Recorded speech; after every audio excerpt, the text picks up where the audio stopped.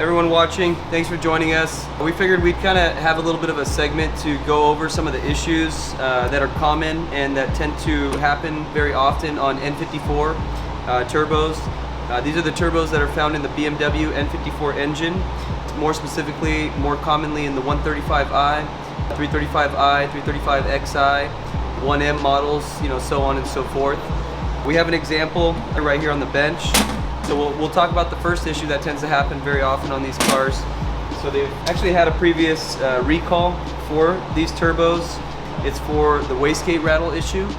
There's a wastegate arm that's connected to the vacuum in the system of the vehicle, and this wastegate arm is meant to control the turbo to allow how much boost to create or to exhaust.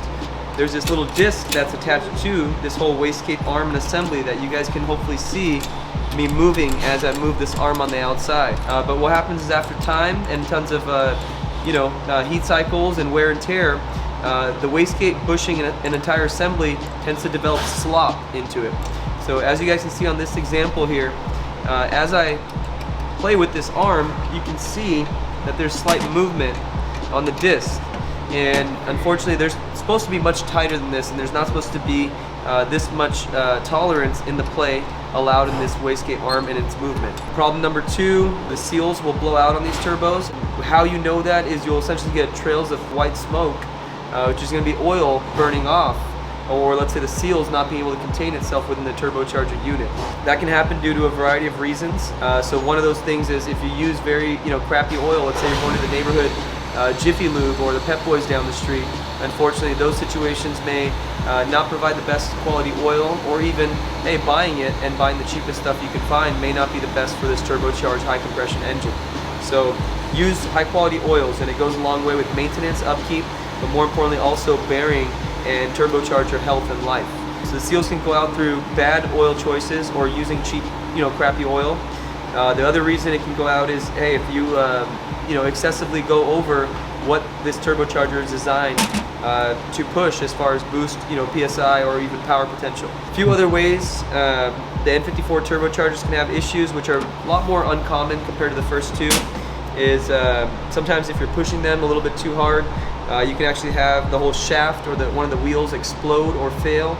Other reasons is going to be, a foreign object digestion. I've seen this several times working on these cars, unfortunately, that a customer or client will bring their vehicle to us, not know why their turbo is making noise or the vehicle is making noise, why there's smoke coming out the exhaust or otherwise, and ultimately we come to the diagnostic that when we pull the turbo or put a scope in there or look further into the problem, that unfortunately somebody has dropped an object such as a bolt or otherwise, and it's ruined the balance and assembly on the turbocharger. So those are the few reasons these turbochargers fail. Hope that gives you a good idea. If you're facing one of those issues, you can reach out to us. We can definitely give you advice and help you out on getting a replacement set, whether it be an OEM set that we have as an older example here, or a brand new OEM replacement set, or even, hey, let's say upgraded turbos, for example, the upgraded pure turbos that we have available in various stages.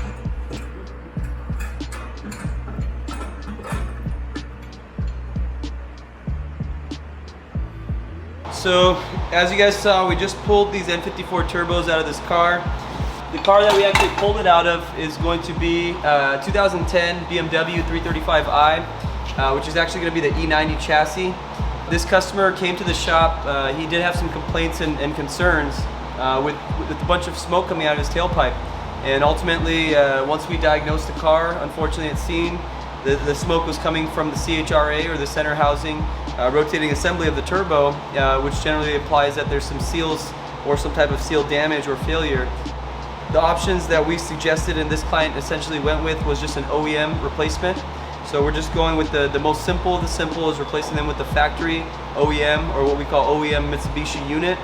And these are going to be units that you can actually run bolt-ons on, additional power with no issues or concerns. And several guys, including myself, have ran well over 20 psi for years on end. So this customer is looking for long-term reliability and longevity, and that's why he's going the OEM route.